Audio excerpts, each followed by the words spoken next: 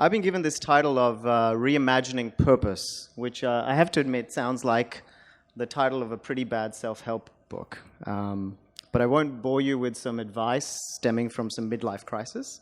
I'm now old enough to have those, but I will save you that and maybe just offer some opinions on what does it mean to reimagine purpose. And for the purposes of this talk, I'm going to narrow that definition down to how the private sector engages with it and their net contribution to society. So this isn't about self-actualization. Actually, I think the previous speaker did a very good job of that. I think this is about how organizations try and find purpose. And I have to start with the only thing that I know, which is about my own experience. 9 years ago, I established a management consulting business in India. It was built on a simple premise. Rather than taking on a challenge or a problem statement that was fundamentally about helping companies optimize their bottom line, create more profits, we would instead take on challenges that were about optimizing social value, about social good or social purpose. So for example, where the normal consulting problem might be, how do you help an electricity company increase its profits? We might take the challenge of how do you try and electrify the billion people in the world today who don't have electricity? Where organizations would hire other consulting firms to improve their bottom line, it was our hope to be hired to reimagine their purpose. And when we started, I had to explain what this whole model was. And when I would explain it to people, they would turn to me and they would say, "Oh, you are a niche consulting firm." And I'd be like, "Yeah, that's correct. I am a niche consulting firm. You guys do this mainstream stuff and we focus on social value. We are niche." A few years in, when we had grown, there were about 30 of us, I think, at the time, I changed my terminology. I started calling us a boutique consulting firm. There was the mainstream, and what we did when we were trying to work on purpose was boutique. I thought that was a bit more attractive. 5 years into this journey, I stopped calling us niche. I stopped calling us boutique. It occurred to me, why would we live in a society which would consider any company that would look at optimizing social value, social impact, whether it's us, our competitors, or our clients? Why would this be niche? And before I actually explore that question, let me say the good news. I'm pleased to say that what we're calling niche is growing. There is great excitement driven by young people, such as many in the audience, who want to optimize more than profit. There are many terms for such organizations that mirror their mainstream counterparts. And we all know that where there is jargon, there is fire.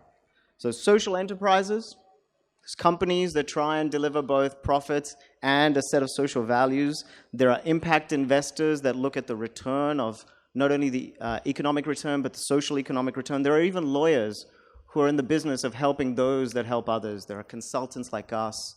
There are research companies. There are implementation agencies. Whatever the mainstream has, there is a niche, purpose-driven version as well. But I come back to this question, why is this niche? TPG, one of the world's largest private equity firms, recently raised $2 billion for an impact-orientated fund they called RISE. And I'll quote from their website. Their website states that the RISE fund is committed to achieving social and environmental impact alongside competitive financial returns. Now, TPG has $94 billion assets under management. If $2 billion is providing competitive returns with positive impacts on the environment and society, what is the other $92 billion doing?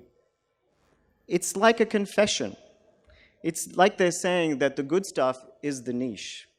And that is one of the reasons why we have to ask this question, why is this stuff niche? Open the newspaper. The first few pages are invariably about security, justice, health, jobs, education, social unrest, pollution, scientific discoveries, the successful cost-cutting that a bank achieves, or a brand new product launch by a consumer goods company, that is at the back of the newspaper. What we think is niche in the economy is actually front and center for what we actually care about. And somehow we have conceded the mainstream to that which represents the largest value of money, as opposed to that which represents the largest human values. While our spending patterns are meant to somehow match what it is that we value, we know that these things are now widely apart. We know that markets don't always work. We know that because of political economy and irrational behaviors, there is a big difference between what we actually spend on versus what we value. And yet we have conceded the mainstream to the things that we spend on. Here is a thought experiment for all of you. Imagine it is 1900. The Industrial Revolution is starting in many places. Capitalism is on the rise. Factories are being built. Companies are growing. If I was to ask you 100 years from now, what is it that would make the richest person on the planet? What is that contribution? How is it that you would become rich in this century? What would you have guessed? I imagine it would not have been PowerPoint and Excel. And I know I'm oversimplifying what Microsoft actually does. But instinctively, when we think about these big questions, we actually end up thinking about things that are truly purposeful. The literature of the 20th century, when it thought about what it is that would make people rich, thought about individuals that would make great discoveries, people who would solve cancer, who have solved something fundamental. And to the credit of Bill Gates, the founder of Microsoft, he is now using his money, as opposed to his company, and his own wealth to be purposeful. Unfortunately, if I was to ask this question now, we would be even less idealistic. If you would think about where wealth is actually going to come from in the economy in the next decade or in the next 50 years, where would it be? My personal guess is it will be the person who corners the market on cannabis. It's hardly related to purpose, perhaps the opposite. We have instinctively let go of the notion that the main value of our economy is tied strongly with purpose. And yet the main game in town for business is to help us as consumers lead fulfilling lives while positively contributing to others and the planet. Or at the very least, don't be a nuisance about it. We know that this is the main challenge. Every form of data reports is telling us this. And those activities not adhering or promoting such an outcome, those are the things that should be banished to the edges of our economy. Those are the things that should be called niche, not the people who are trying to get to sustainability.